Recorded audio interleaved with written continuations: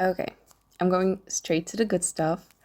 Alec just told me that he and the other higher ups were discussing venturing into the uncharted territory to the south of Cluster 8. And guess who just got proposed to join the Explorer Party? Me. It's me. It probably isn't that hard of a guess. I don't know how to announce good news adequately. Uh, so, I'll keep you posted on that, but from what I was told, it won't be at least a couple of months till I actually get to set foot into the forest. Regardless, the IRI already sent me some of the necessary equipment so I can fiddle around with it for a bit and learn how to use it adequately before the assignment starts. One of the things they gave me is this very voice recorder, which I'm using to talk to you right now. I really hope that the recordings from this thing won't sound weird or distorted because from the looks of it, I bet it's pretty blacked out. But anyway, all that aside, I hope you're doing well and you managed to get enough sleep before your maths quiz. I honestly don't know how you keep procrastinating things so much even though you're not really doing anything. I mean, I know that leaving you alone with mom and dad is tough on you right now, and I'm sorry if you feel like I abandoned you. In a way, I did, I guess. I did feel immense relief when I left home for work, and it does pain me that now you're left alone to deal with all the bullshit happening at home. But remember that even if I'm not with you there physically, I will forever be a citizen of your headspace and you of mine. Whatever happens, try as much as you can to not take it to heart. Be present for the good moments and just let the bad ones pass right through you, like water under a bridge. I deeply understand the frustration from being misunderstood, especially by your parents. But I've learned the hard way, might I add, that it's absolutely pointless to try to explain yourself and your thought process to a person who's simply not open to receiving and analyzing that information. There's nothing you can do about it. And I'm also aware that me leaving was very hard on mom and dad too. And they're probably overcompensating for that by being extra attentive to you, which I'm sure they don't realize just pushes you away even further. So maybe try to approach everything with a bit more kindness towards them and towards yourself. Pick your battles. Try to save your energy for the things that truly matter to you and bring you some form of happiness or relief or a sense of accomplishment. I know how frustrating it might be to hear me say, oh, just don't pay attention to them, when I'm no longer the one being bombarded with that toxicity. But I've also gone through all of this. I've also felt alone and misunderstood, especially when you were too young to even understand what was going on. And from my point of view right now, trust me, it gets better. It's not perfect, probably never will, but it's better. So if I have to give you my biggest words of encouragement, they will be to not repeat my mistake. Don't let yourself get sucked into the downward spiral. You don't have to bear the burden and trauma of our parents.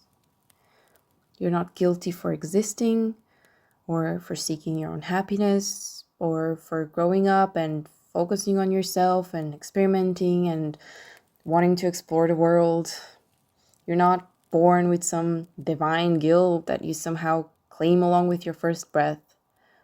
It's not your fault, and it's not my fault that our parents made certain decisions that now make them feel unhappy. It's no one else's responsibility to make them feel happy besides their own.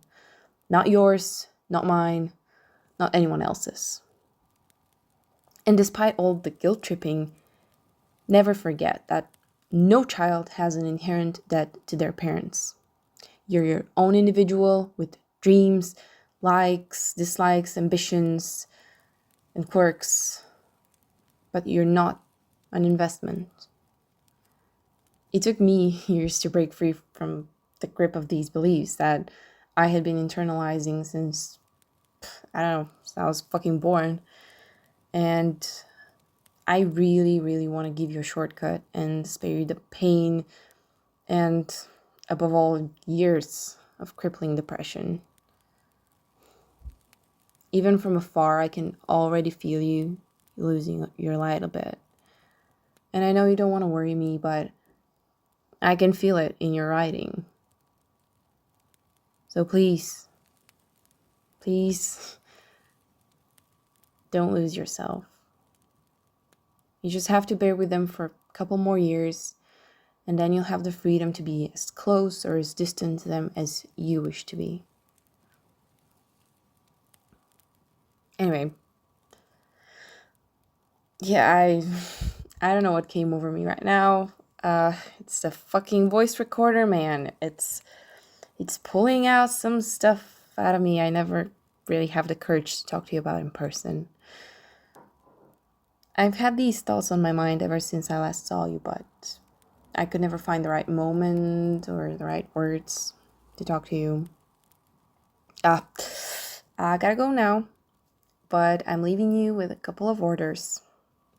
Not requests, orders. Number 1, while you're still listening to this, get up from your bed. I trust you're doing it.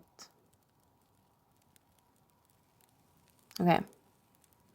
Number 2, open your blinds, open your window, and just breathe for a minute. Everything's okay. I'm with you.